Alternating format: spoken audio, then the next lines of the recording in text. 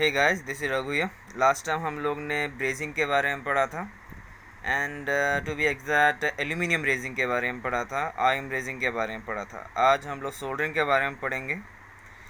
Soldering basically जो है welding and brazing जैसा ही है, जिसके अंदर दो मेटल पीसेस को जॉइन किया जाता है। बेसिकली हम लोग कॉपर एंड ब्रास को अगर आप जॉइन करना चाहते हैं तो टिपिकली हम लोग सोल्डर किया करते हैं एंड इससे हमें लीक प्रूफ जॉइंट मिलता है, जहाँ पे कोरोजन कम रहता है, at the same time rigidity ज़्यादा रहता है। वैसे कई जॉब चाहिए हमें, वैसे केस में हम लोग सोल्डर कर सकते हैं। माइनर रिपेयर वर्क्स के लिए हम लोग यूज़ करते हैं। इलेक्ट्रिकल जॉइंट, अगर कोई दो कंपनी इलेक्ट्रिकल है एंड आप सर्किट बिल्ड करना चाहते हो, वैसे केस में हम लोग सोल्डरिंग करते हैं। वाई? बिकॉज ये स्ट्रॉन्ग यूनियन प्रोवाइड करेगा, लो इलेक्ट्रिकल रेजिस्टेंस प्रोवाइड करता है। मतलब जहाँ पे आप वेल्ड करते हैं जंक्शन पॉइंट जहाँ वेल्ड किया आपने, उधर जो है रेजिस्टेंस बहुत ज़्यादा क्रिएट होता है एंड टेम्परेचर बहुत ज़्यादा होगा वो जगह में। बट जहाँ पे अपना सोल्डर किया है उधर इलेक्ट्रिकल रेजिस्टेंस कम होने की वजह से इलेक्ट्रिसिटी ईजिली फ्लो होता है।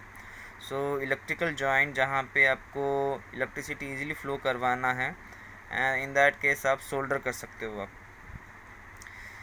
आप सोल्डरिंग के लिए आप ऑक्सीफ्यूल टॉर्च यूज़ ज़्यादातर केस में नहीं करते, लेकिन ऑक्सीफ्यूल टॉर्च यूज़ किया जा सकता है।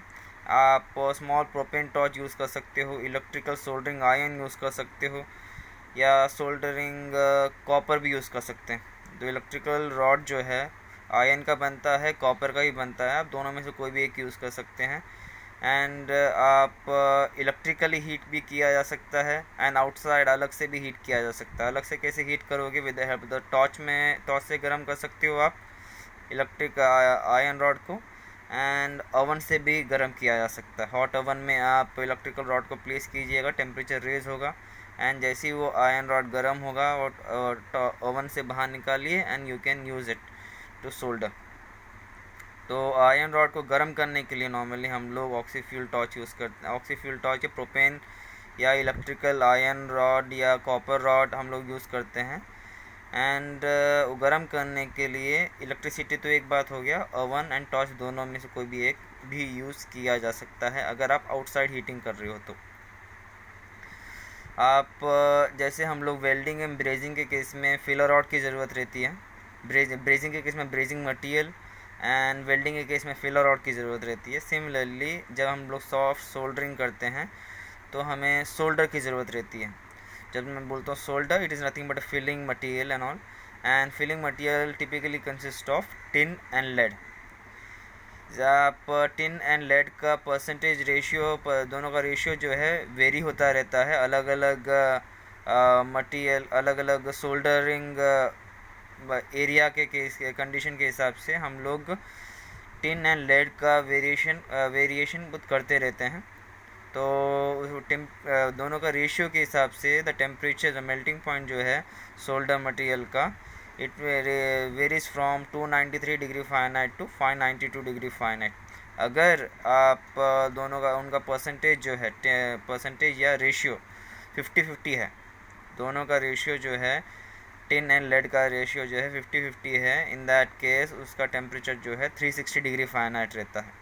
अगर आप वेरी करते रहोगे 293 से लेके 592 डिग्री फ़ारेनहाइट तक नॉर्मली उनका टेम्परेचर रहेगा। बट अगर उनका परसेंटेज जो है 50% के अंदर 50-50 है, दोनों का परसेंटेज जो है 50-50 है, in that case 360 degree Fahrenheit उसका टेम्परेचर रहेगा, मेल्टिंग पॉइंट रहेगा सोल्डरिंग मटेरियल का। एंड और एक बात तुम लोग को याद रखना है, जो ये 50-50 वाला है मटेरियल सोल्डर है, वो सबसे ज़्यादा यूज़ किया जाता है। टिन एंड लेड जो हम लोग डे टू डे लाइफ में सबसे ज़्यादा यूज़ करते हैं, इलेक्ट्रिकल सर्किट में जो यूज़ किया जाता है वो 50-50 वाला रहता है एंड सबसे ज़्यादा उसे ही यूज़ किया जाता है। और एक चीज़ तुम लोग को याद रखना है कि आप बेस्ट रिजल्ट के लिए आप इलेक्ट्रिकल आयरन या कॉपर रॉड यूज़ कर सकते हो। आप आजकल हम लोग हॉट ओवन में गर्म करना, प्रोपेन से गर्म करना बहुत कम कर दिया है। आप ज़्यादातर केस में आजकल जो है इलेक्ट्रिकल ही हम लोग सोल्डरिंग करते हैं, इलेक्ट्रिकल सोल्डरिंग ही किया करते हैं। एंड इस केस में जो है, जो आप सोल्डरिंग आयरन जो है जिससे आप सोल्डर करने वाले हो, सबसे पहले टिप को, जहाँ पे आप कांटेक्ट में लाने वाले सरफेस के साथ, वो सोल्डरिंग रॉड के टिप को आप क्लीन करोगे, उसके ऊपर सोल्डर अप्लाई करोगे एंड फ्लक्स भी आप उधर ही अप्लाई किया जाएगा। फ्लक्स और सोल्डर को उधर अप्लाई करने के बाद आप जॉब के कांटेक्ट में लेके आओगे दोनों को, फ्लक्स एंड आयन सोल्डर को दोनों को आप लिटरली वाइप किया जाता है रॉड के टिप में, and you will bring it near the job, जहाँ पे आप जंक्शन पॉइंट, दो मेटल वायर के नज़दीक आप जंक्शन पॉइंट में लेके आओगे, जहाँ पे आप सोल्डर करना चाहते हो उधर लेके आओगे, and drop by drop you will allow the solder to drop on the surface.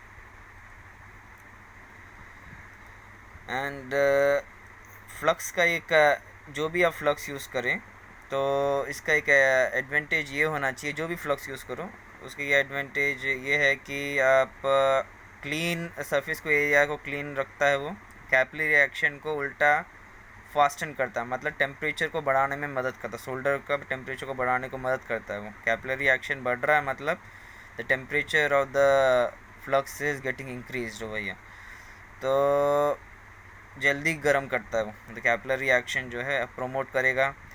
And at the same time corrosion को रोकता है, जब तक आप सोल्डरिंग कर रहे हो। लेकिन अगर आप सोल्डरिंग करने के बाद भी आप फ्लक्स को क्लीन नहीं करते तो ये उल्टा कोरोजन करेगा। फ्लक्स का काम क्या है? कोरोजन को रोकना। जब तक आप सोल्डरिंग कर रहे हो, आपने एक बार सोल्डर कर दिया, उसके बाद अगर आपने फ्लक्स को रिमूव नहीं किया तो इन दैट केस वापस कोरोजन होना शुरू करेगा।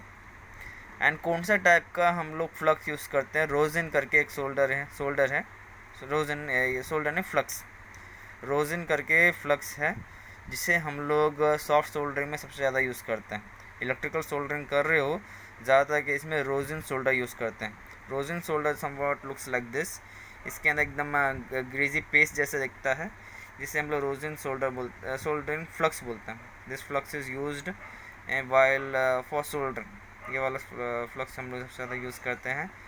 And this are the soldering iron, ये जो आयन रॉड है ये कॉपर के भी मिलते हैं, इलेक्ट्रिकल आप देख सकते हो नीचे इसमें जो टेम्परेचर, आजकल जो डिजिटल भी आया है, पुराने ज़माने में जो डिजिटल ऐसा कुछ पता टेम्परेचर कितना रेज हुआ पता नहीं चलता था, आजकल जो है आपका टिप का टेम्परेचर जो है कितना रेज हुआ है वो ही पता चलता है।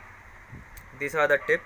एंड जब भी आप सोल्डरिंग करें तो आप फ्लक्स को वो टिप में लगाओगे, एंड ये जो फ्लक्स को लगाने के बाद वो टिप को आप सोल्डर के नज़दीक लेके आओगे। दिस इज़ अ सोल्डर, ये सोल्डरिंग वायर के टिप के नज़दीक लेके आइएगा।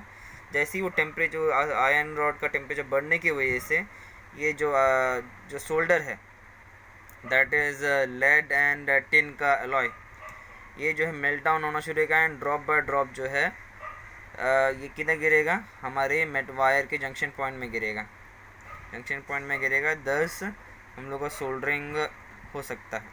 This is oxyfuel soldering, this is one of the oxyfuel soldering. मैंने बोला था, आपको याद रखना चाहिए कि ऑक्सीफ्यूल सोल्डर हम लोग प्रोपेन यूज़ कर सकते हैं, लेकिन ऐसा नहीं है कि हर जगह हम लोग प्रोपेन ही यूज़ करेंगे। ज़्यादातर केस में प्रोपेन यूज़ करते हैं, but there are certain situation जहाँ पे आप सोल्डरिंग कर रहे हो एंड आपको ऑक्सीसिक्लिन भी यूज़ करना पड़ा।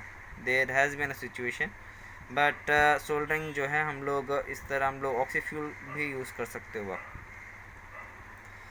यह comes the end of the topic. अगर आपको कुछ डाउट है तो मुझे कमेंट सेक्शन में पूछिएगा।